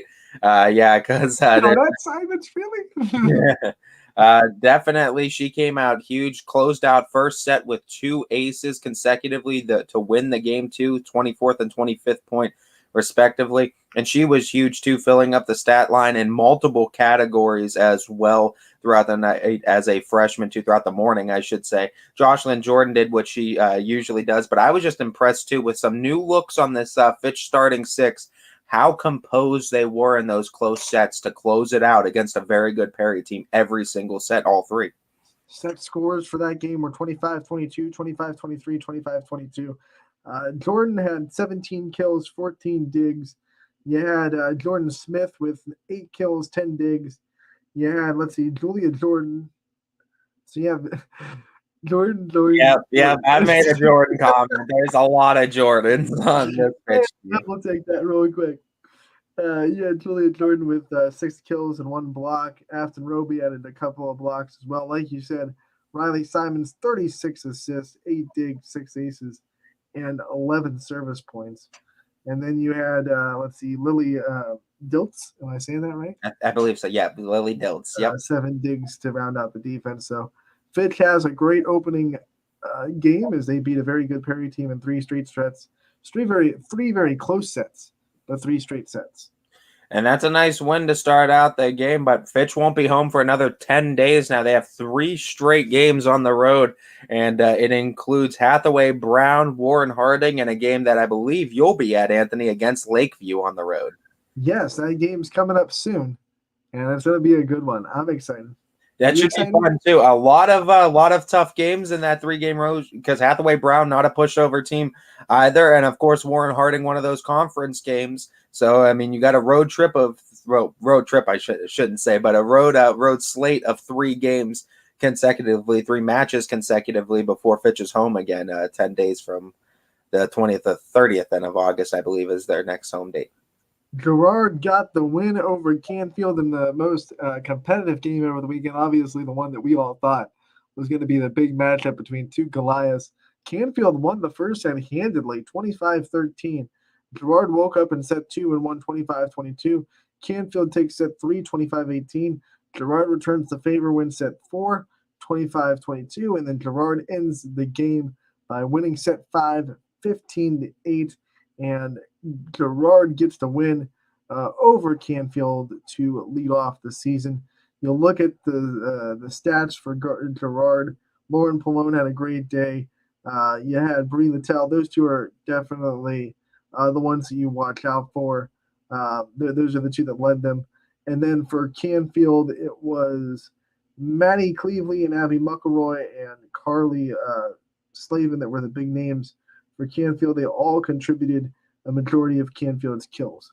So good job for Canfield to really put a great show on. And 2 good teams, 5-set match. It's all you can expect from a matchup like that. Canfield will host Akron Hoban on Tuesday at 7, and Girard will host Jefferson on Tuesday at 7. So both teams in action tomorrow. Both teams hosting as Canfield hosts Hoban and Girard hosts Jefferson. Yeah, conference play starting now for Girard a little bit early, so it's going to be a big conference game, and they're looking to repeat, and I think everyone's looking for that Lakeview Girard rematch too when it comes to conference play. Got some soccer scores as well to get to real quick before we get to Jocelyn Jordan's interview. We had, Austintown Fitch. They get the win over Notre Dame Cathedral Latin on the boys soccer side, so a big win for them. We saw Salem Girls Soccer. They beat United over the weekend. Canfield Girls Soccer got the win as well as they beat Ursuline. And then we had Salem boys team ended in a tie. No, in a 1-0 win, in their first game of the year against United. And then we had Boardman girls. They tied 0-0 with Canton Hoover. The boys tied 3-3 with Hoover on for Boardman as well. Also want to give a shout out to Beaver Local Boys Soccer as they got the 2-1 win over East Liverpool. And then last but not least, over the weekend, we had a golf score that came in as Nicole Zulu breaks the Edison Wildcats record for lowest round of golf as the Edison gets the win.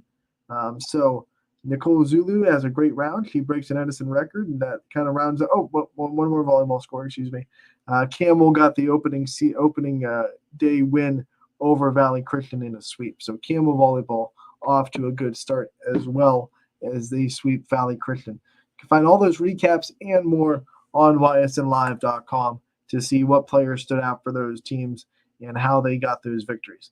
But now we are going to go to an interview with Fitch captain, senior, and really good athlete Jocelyn Jordan. Had a double-double to open the season tie. What can you say about her real quick before we play this interview?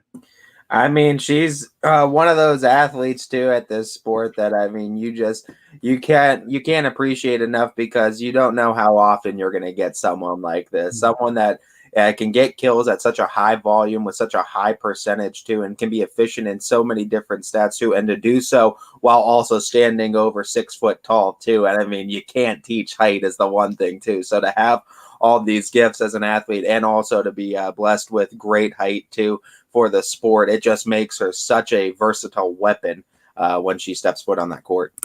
Without further ado, here's Jocelyn Jordan with her player profile from Fitch Volleyball. Anthony Hartwig here with a Fitch Volleyball player profile, the first one of the season. We are joined by senior Jocelyn Jordan. Jocelyn, thank you so much for taking the time to join us today. Thank you for having me.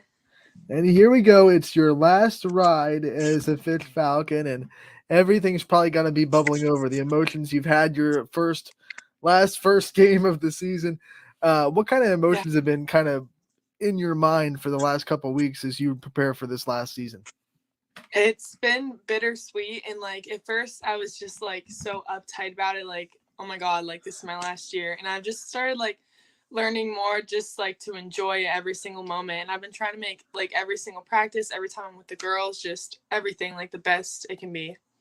You have become a homegrown name in the Fitch community. I think everyone knows your name from the Fitch fans. What's it been like kind of the last couple years in this volleyball program, getting the success that you've been able to get as a team? I'm just so grateful for all the girls I've played with. Every single team has been such a great team chemistry and everything. And I'm just blessed for all the opportunities I've got and the way that Coach Bartlett has run our program. You've already broken a couple records. So coming into this season, what were some personal goals that you have set for yourself? I definitely want to get 1,000 kills before playoffs start.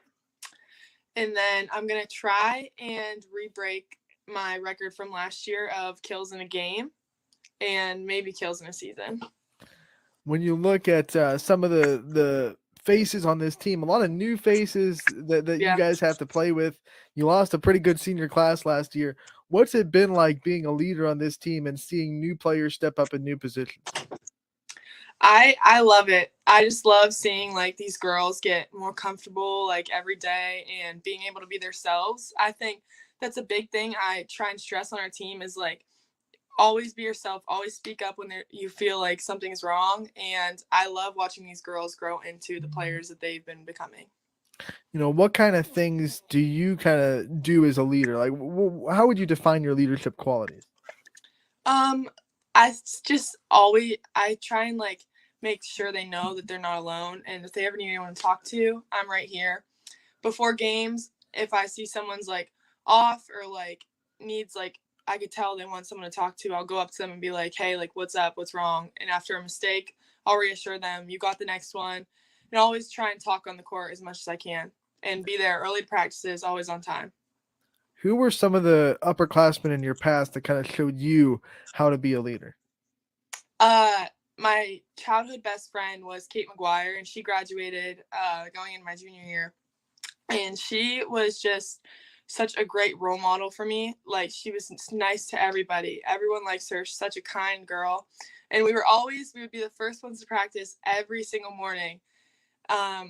We would get there probably like 20 minutes early. And like that whole group of girls going into my junior year who graduated, like Chelsea Wheeler, Emma, Ulyssa, all of them, they were all just such great role models and always made sure I felt included. So I try and stress that upon the younger generations coming in high school now.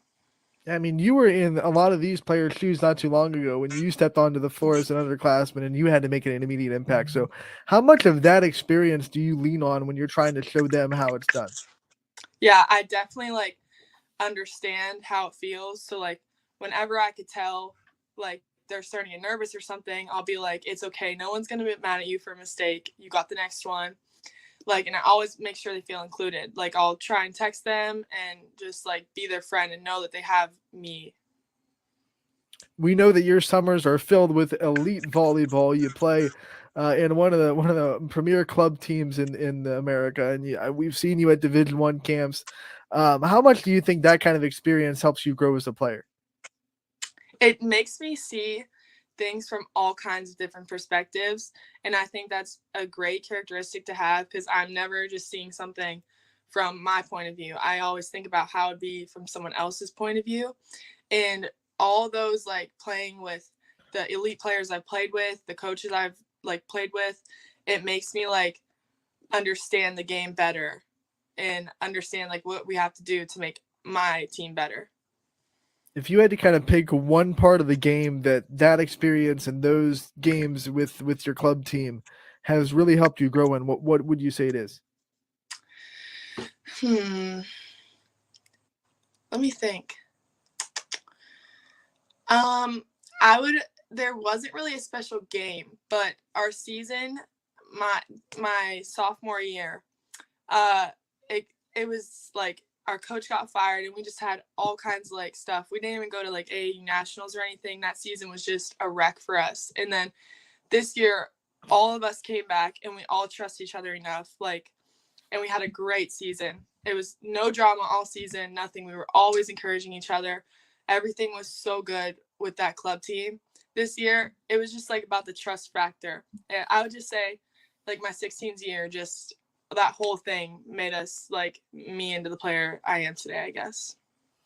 So we've seen you on the recruiting trail. We've seen you at a couple of camps. Your mom shares everything with you on social media. You haven't made that decision yet, but can you give us like a YSN scoop on a couple of places you're leaning or maybe narrow it down? All right. So I have a visit the 23rd through 25th to the University of Memphis.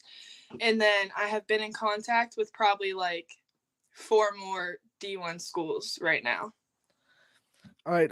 Do you plan on like trying to be away from home a little bit and wanting that college experience of, traveling a little bit? Mm-hmm. Yeah. I don't really care about like the distance or anything. I just want to feel somewhere like comfortable and included. When you think about kind of, that next step and being a part of a college team, no matter where it is, and being a part of an atmosphere like that, what kind of things excite you about being able to have that experience? I'm just excited to like be with a group of girls that is always working hard and we all have the same exact goal. And I think college is like a big step, and I'm just excited to like be in a new environment and a new atmosphere. You have the benefit of having a high school coach that is widely respected and has built a great, culture at fit for volleyball. What kind of things have Coach Bartlett really taught you and helped you grow in as a player and as a person? She really stresses on the visualization method, like before games or before you go to bed. She wants us to envision ourselves like playing good, and I genuinely think that has helped me, because some of my best games have been the games where before I took like 20 minutes to just visualize myself playing good. And she really stresses like on the team chemistry. She wants us to be like as like bonded as we can together.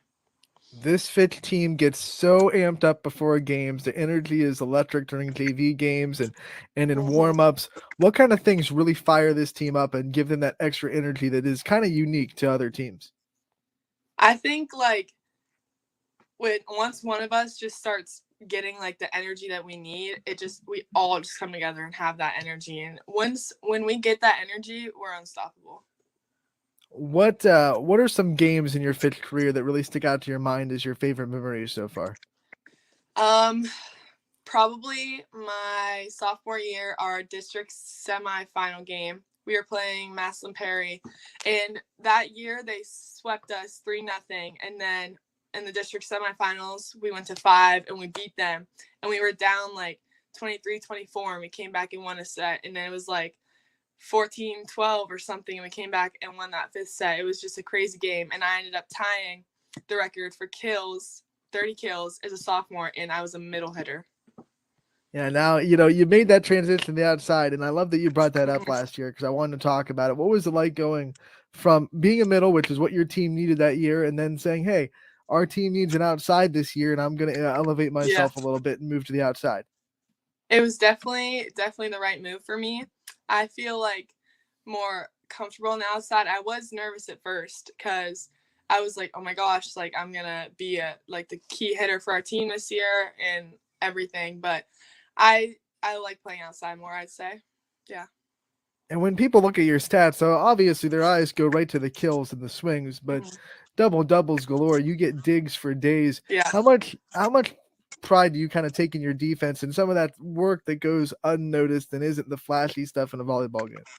Oh, I love playing defense. I think defense, like, I respect you so much if you're a good passer and everything. Like, it's just so hard to, like, get all the fundamentals right to get a perfect pass every time. And, like, just when you get a great up, it is such a great energy giver and a great feeling, because when balls hit the floor, it's just, like, just ruins the vibe. Let's go into kind of the early days of your volleyball career. What are some of your earliest memories of kind of falling in love with the sport and realizing that this was something that you really wanted to excel in? Probably my 8th grade club season. I was playing, or was it 7th grade going 8th grade? It was just middle school club season, and Joe Conroy was my coach, and we had such a great atmosphere. And I think Joe Conroy, he was the old YSU women's coach. He made me like start my love for the game, because he would show me like where I should do with the ball, what I should do with the ball, when. It was just like he broke down the game so much, and I just started like falling in love with the process of learning about volleyball, I guess. What was the hardest kind of aspect of the game for you to really get a good grasp of?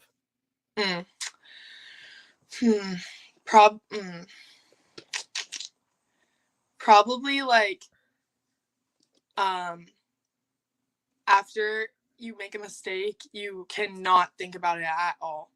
Volleyball is such a mental game that if you start thinking, your play is just gonna turn bad right away. Do you have anything that your coaches told you in those early days that when you heard it, it was like, that's crazy, but now that you're an older and you're a more seasoned volleyball player, you kind of realize that they were right?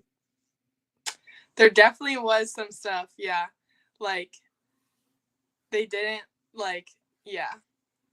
I probably just the biggest part was stressing the mental, about how tough volleyball is mentally. Let's let the Fitch fans get to know you a little bit off the court too. Some rapid fire questions. What is your favorite post-game meal? Chick-fil-A. What's the order at Chick-fil-A though? A sandwich with extra pickles and a sweet tea. So how mad would you be if you guys scheduled a Sunday game then? That sucks, but we don't have any games on Sunday, so we're good. Exactly. When you look at your childhood, what were some of your childhood fears that you had? I've always been scared of heights. I'm still scared of heights. Yeah. What was your dream job as a child? What was that like? I want to be this when I grow up. I'm a marine biologist, and I wanted to be a marine biologist until last year. What happened last year? I want to be a sports agent now. There you go. Yeah. Maybe you can be a marine biologist / sports agent. Yeah, maybe both. Help the surfers out. Be one of their agents. What's your favorite pastime, like a hobby that you have outside of the sport? I like kayaking, but I can only do that in the summer. If there was going to be a Fitch volleyball karaoke night, what would be your karaoke song? Probably something. Probably "Let Me Love You" by Mario. Yeah. Which one of your teammates would be the best at karaoke? Julia Jordan. Which one of your teammates should never do karaoke? Afton Roby. Who is the funniest person on your team? Probably Julia. Who do you think could have the best impression of Coach Bartlett? Probably Riley Simons. What is the nicest thing that a stranger has ever done for you?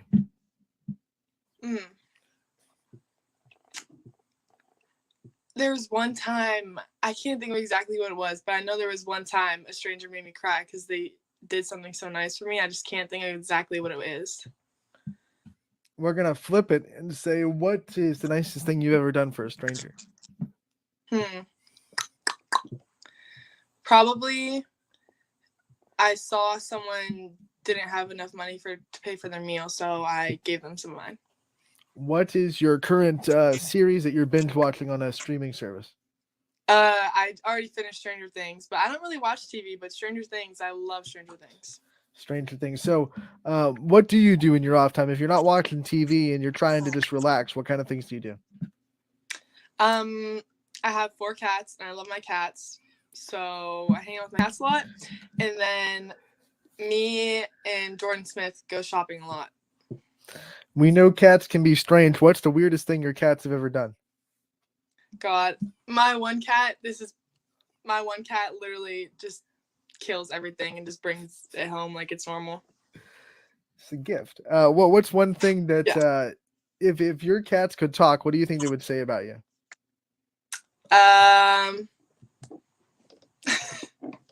I don't know. I don't know. I never thought about that. You've had a lot of coaches. What is one quote from one of your coaches that sticks with you? It was something about how you're all alone in the gym right now, but when you step on that court for like a game or something, like everybody is watching you. What is the biggest adversity that you've had to face in your career, and how did you get over it? Probably like having to deal with other people's drama and having to, as like a captain and a leader, probably having to put myself like in the situation and be the person who has to like break that stuff, I guess. We know your little sister is into softball and doing the softball thing. So I want to ask, if you could play any other sport outside of volleyball or excel in any other sport outside of volleyball, what kind of sport do you think you'd excel in? Basketball. What's one sport that you've never played in your life that you kind of would throw your hat in if you could try it? Tennis. What is your favorite vacation spot? Anna Maria. What is one spot that you've never been on a vacation to that you'd like to go to? Probably Fiji. That's my dream vacation. If you had to pick one city outside of the country to live in, what city would it be? Probably like, oh God, I don't know. Probably somewhere in Mexico, like a really nice Mexico beach town. If you could have dinner with anybody living or dead right now, who would you want to have dinner with? LeBron. And what kind of dinner conversation would that be? What's like one of the burning questions you would ask LeBron about his career or his life? I would definitely ask him all about like his career and how he felt growing up, and like when he knew how he handled all the pressure from everybody, and like his mental, like what he does before the game, what he does after the game, like everything about his game and who he is. Is LeBron why you moved to 23? Because you are 23 this year. All right. So growing up, I always wore the number 23, and then when volleyball started, they didn't have 23, so I just took 19. I just wore it, and then we got to pick our numbers this year, so I went back to 23. But LeBron was a big reason when I was younger why I chose 23. Well, I mean, your name's Jordan, and you're wearing 23. Yes. It fits pretty well. Last question for you before we let you go: what teammate would you trust the most to be a getaway driver? Oh, whew. Definitely not Sierra Cable. Definitely not Sierra. Probably Avery Roscoe. All right, Jocelyn, before we do let you go, I want to give you the chance to thank your support system and everyone that's kind of been there for you throughout your career. Yeah, my support from my family has been insane, and like all the coaches I've had have been such good people. I'm so grateful for all the coaches I've had and all the girls I've got to play with. Like, they have made me into the player I am today. Definitely, they've all had a huge impact, and I'm so grateful for all of them. All right, Jocelyn, thank you so much for taking the time to join us today. It was great to hear from you. Good luck this season. We'll cover you all season. Thank you. And we look forward to hearing from you again soon. Thank you. Jocelyn Jordan from Austin Town Fit Volleyball joining us, and what an interview, what an athlete. I mean, is going to be one of the premier names in volleyball this season without a doubt. Opened the season with a double-double, probably a Division I volleyball player without a question. Got a visit to Memphis coming up. I tried to get it out of her. I was like, where are you leading? Give us a clue. She wouldn't budge, but I think she has it narrowed down to about 4 schools, and I would bet that they're all Division I. Yeah, she's definitely one of those premier elite level volleyball players too. And for her senior season, she's looking to do big things too, and put herself on some more record books. And she's definitely already off to a great start. Great straight set win against Perry too, and she had a great performance. It'd be a massive testament to our area of volleyball if we had 2 years in a row where we graduated Division I volleyball player, because that hasn't happened in a while. Yeah, absolutely. And we talked about it too. There's so many contenders for this year's Player of the Year award for that volleyball slate. And you gotta figure she's in the running for it. I mean, she's one of those names that pops up in your mind, definitely. We've already talked to 3 of them. Yeah, I think so as well. I mean, Lauren Cologne was another one. Tara Lytle is another one. I mean, you got 3 candidates right there that can all easily be Player of the Year, I think. I think we might have to venture to Crestview for another one. Oh yeah, find a couple in Crestview. Talk to all those candidates. We might find a couple in Crestview that we could throw into that conversation. That is for sure. So I want to get you with what is on the network tonight. We have volleyball on the network. I want to hit you up with what to expect. I will be in Liberty tonight as the Leopards open their season. They will host Youngstown East, and I'll be there for that. Oops, that's the wrong week. Excuse me. We are this week. I will be in Liberty. I knew where I was going to be, and I was pulling up the week to see where everyone else is. My eyes are dilated. Okay, give me a break. Anthony is not a professional moment. There you go. It happens every day. Anthony is not a professional. Do not be intimidated. We will have Howland at Salem. Noah Ricks is going to go into the Quaker Dome and call that game, so that would be a good one as Salem opens the season at home against the Tigers. Wyndham will be hosting Newton Falls. David Williams will be on the call for the Bombers opener, and then Wellsville will host Western Reserve. Gary and Tim will have that call from the Tigers Den in Wellsville. South Range will host Ursuline tonight, and DJ Oakley will be on the call there. And then some other games that are going on. There's 2 games that we won't be at. Sebring will host Our Lady of Elms, and Southern will host St. John Central. So those are the games on the volleyball scheme for tonight. We have 4 or 5 games on the network. Don't miss a minute of it. ysnlive.com/live. is where to find them. That's another name too. We forgot to mention Wellsville traveling to that area. Presley. Yeah, I think we've talked to Presley Stokes too. So, and I mean, I know it's easy to look at the seniors for Player of the Year, but we've given it to underclassmen before too. So like Presley Stokes is definitely in the running for Player of the Year as well. I said it when we talked to her, Ty. If you're gonna argue with her for Player of the Year, you got to look past her kill numbers because she's not gonna be last year where she was putting up 450 kills because they're putting her in her center role. She might have one of the most complete seasons. Though. I know she's gonna have maybe 300 kills, 200 assists, and probably throw in like 150 digs in there too. So yeah, her stats will be really well rounded. So you can't just go right to kills and think that's how we're gonna judge. The Oscar Robertson of volleyball, right? She's gonna have stats, digs, assists, triple doubles every night, probably. She might have a couple of triple doubles this year. I wouldn't be surprised. It's not out of the realm of possibility for her too. She's very good on defense. She gets her fair amount of digs as well. Blocks. And is that the Gary that I think it is as well? He's a big volleyball fan. Well, boy, too. And I mean, that's going to be a great matchup too, folks. And I'm so glad that this one is getting covered. And we talked about like volleyball all-star game. We're going to be doing it this year, first time ever for YSN. This is a matchup you need to watch. Premier matchup too. Great highlight of fall sports too. Wellsville and Western Reserve, two great programs. A lot of all-star caliber players on the floor tonight on both sides. You know, not just Presley Stokes, but then you have Amato on the floor as well. On the Western Reserve side, yeah. Excuse me. On reserve side, you have Olivia Hughes and Lisa Eichert, who are both probably going to put up big numbers this year. So, going to be a fun time. Going to be a fun time indeed. A lot of talent.